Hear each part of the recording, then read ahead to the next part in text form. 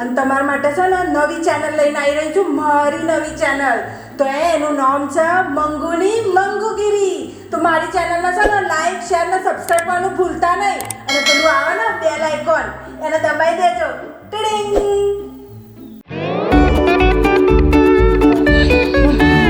કોઈ સા? ઓ વિમલભાઈ, ખુશી?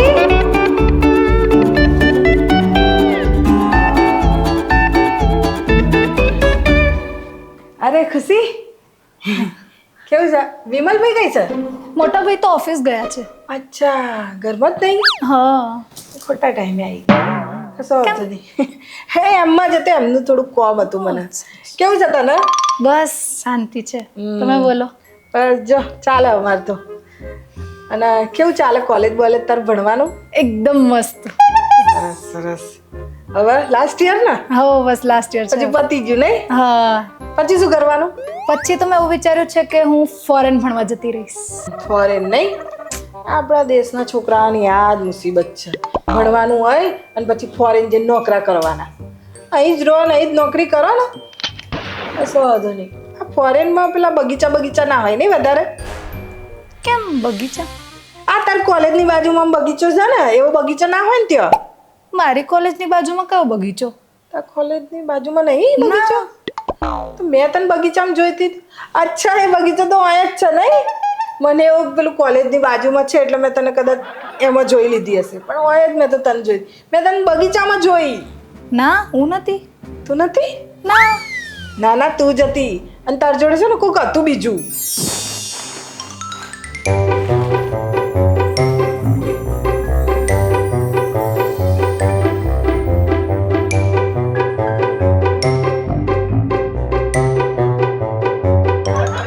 आपकी आंखों में कुछ महके हुए से ख्वाब है, आपसे भी खूबसूरत आपके अंदाज है. લાય, મારી ગિફ્ટ લાયો. બે તું બી શું યાર મૂડની વાત લગાડે છે.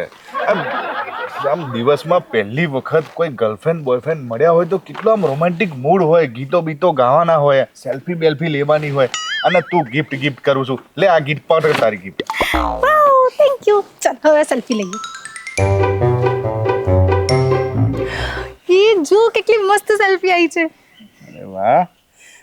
તું આ બધી સેલ્ફીઓનું કરે છે શું? જો આપણે પહેલી વાર ક્યાં મળ્યા હતા એની સેલ્ફી મેં સાચવી રાખી છે.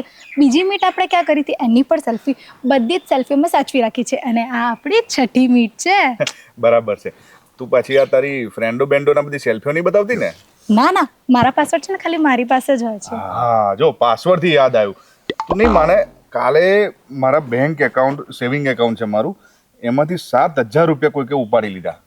ફ્રોડ થયું મારી જોડે. સો સેડ. તો એ તો મારા માટે ગિફ્ટ લાવ્યો? હા, તો આજે સવારમાં જ મેં મારો મોબાઈલ વેચી દીધો. તો આ કોનો મોબાઈલ છે? અરે 2 મોબાઈલ હતા ને બકા મારી જોડે. આઈફોન હતો ને એ વેચી દીધો. તે મારા માટે વેચી દીધો અને તમારા માટે ગિફ્ટ લાવ્યો. Thank you. સારું, ચાલ હવે મૂવી જોવા જઈશું આપણે. પણ તે તો પૈસા નથી તારી પાસે, તો ફોન વેચી કાઢ્યું, તો હવે ખર્ચો કોણ કરશે? એ બધી તું ચિંતા છોડ. મેં છે ને બધું એડવાન્સમાં બુકિંગ કરી રાખ્યું છે. તું બસ ખાલી હા પાડ અને ચાલ મારી જોડે. હા ચાલ, પણ કઈ મૂવી જોઈશું? પતિ પત્ની ઓર વો. એ જો કોઈ વો ને ના આવવા દેતો, પહેલા જ કહી દઉં છું. અરે મૂવીની વાત કરું છું. પતિ પત્ની ઓર વો. વો લેટ્સ ગો. પહેલા કોઈ નતું, પછી બેનપણી નીકળી, પછી ભાઈબંધ નીકળ્યો, અને થોડી વારમાં બોયફ્રેન્ડ બની જશે. શું બોલ્યો તમે દીદી? કઈ નહીં. એ તો તે શું કરતા હતા તમે એ બગીચામાં? તો એ તો હું છે ને રીલ્સ બનાવવા ગઈ હતી બગીચામાં. હા, અત્યારે આ રીલ્સનું બહુ જ ચાલે છે. હા. તે બતાય ને તારી રીલ્સ લાય, આપણે જોઈએ. એ મારા ફોનમાં નથી, એના ફોનમાં છે. એના ફોનમાં એણે એનામાં પેલું કરી દીધું હશે નહીં, અપલોડ. હા. તો તને ટેગ નહીં કર્યું? ઓહો દીદી, તમને બધું જ ખબર છે? ટેગ ને કોલેબરેટ. વાહ, બધું ખબર પડે મને.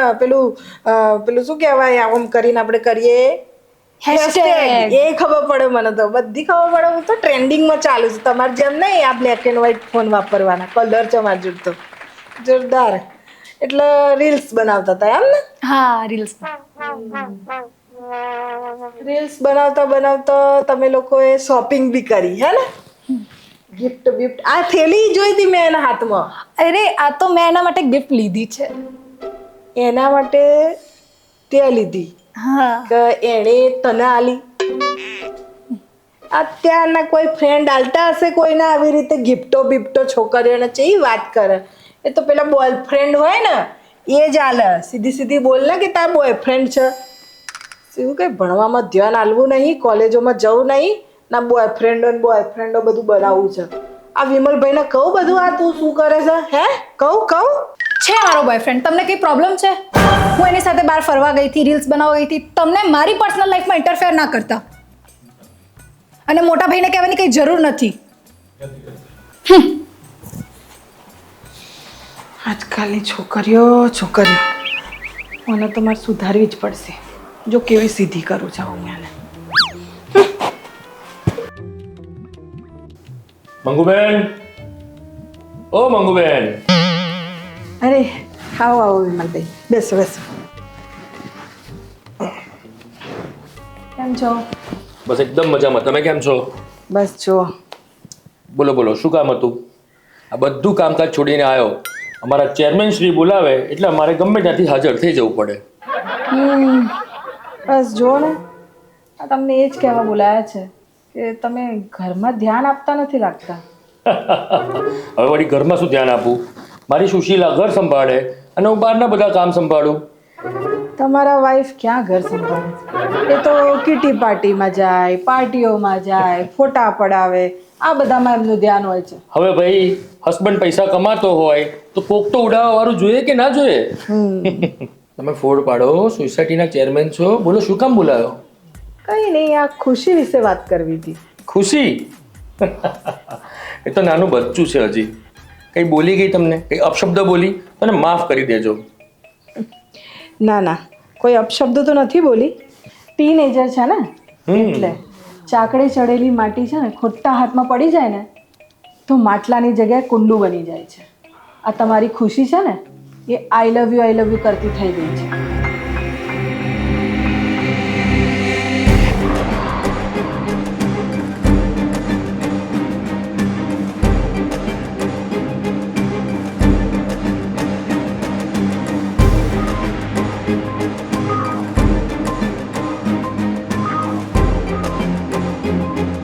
ખુશી,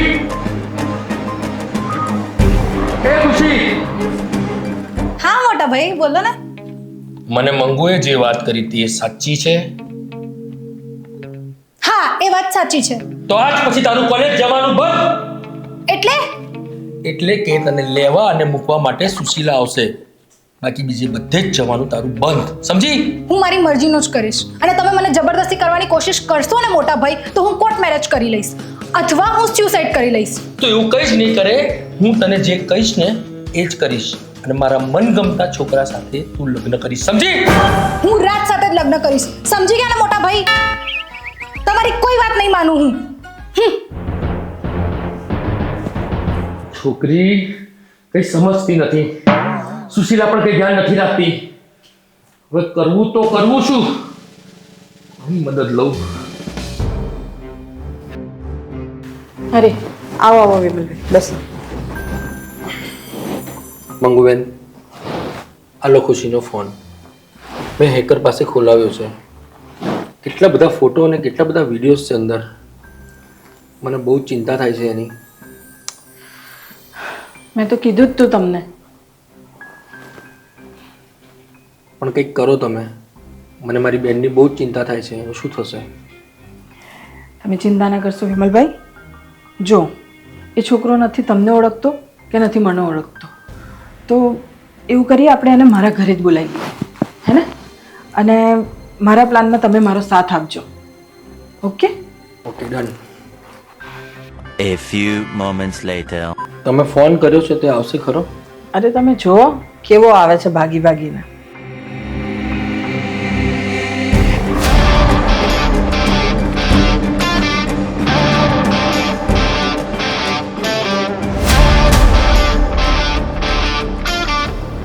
છો રાજ સિરજીયા?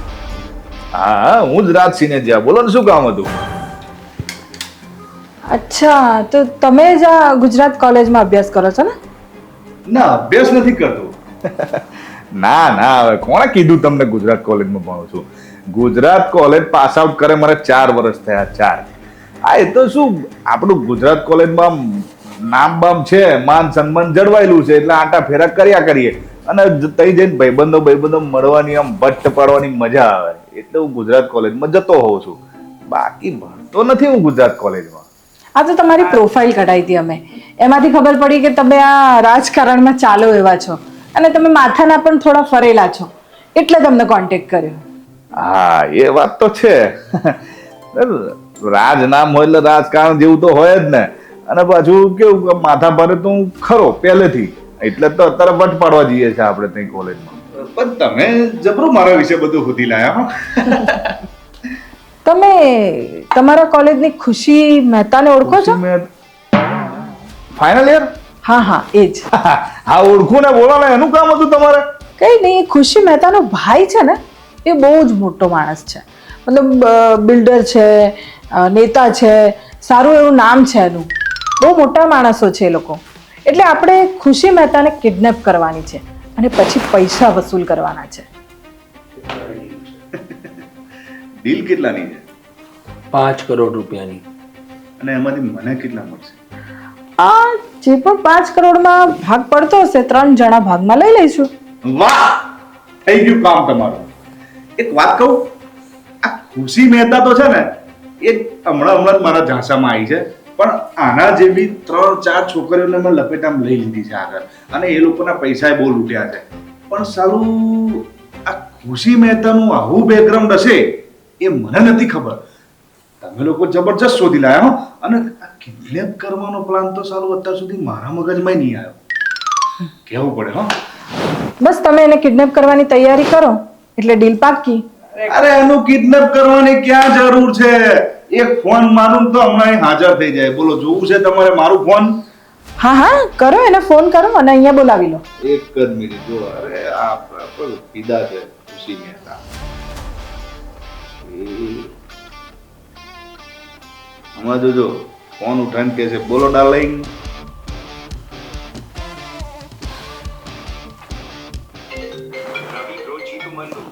આ ખુશીનો ફોન તો અહીંયા છે. અને ખુશીની વાત એ છે કે ખુશી પણ અહીંયા છે. અને બીજી ખુશીની વાત એ છે કે ખુશીનો ભાઈ પણ અહીંયા છે. ખુશીનો ફોન અહીંયા છે, ખુશીનો ભાઈ અહીંયા છે, ખુશી અહીંયા આગળ છે, તો પછી તમે કોણ છો? હું તારી માં છું. માં? તારી માં? મારું નામ છે મંગુ અને તું હવે જોઈશ મંગુની દાદાગીરી.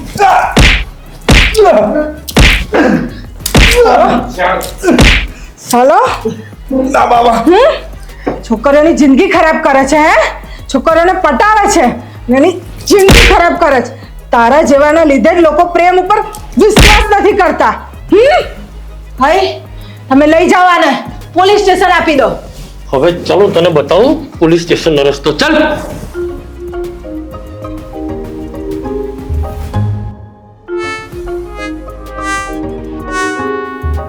જોયું? આવી જ રીતે છોકરાઓ છોકરીઓને ફસાવતા હોય છે અને ક્યાંક ને ક્યાંક વેચી દેતા હોય છે. આ તો હું હતી એટલે ખુશી બચી ગઈ, પણ બધી જ જગ્યાએ મંગુ નથી હોવાની, તો ધ્યાન રાખજો. ગમ્યું હોય તો લાઈક કરજો, શેર કરજો અને સબસ્ક્રાઈબ કરજો, કેમ કે આ જ છે મંગુની મંગુગીરી.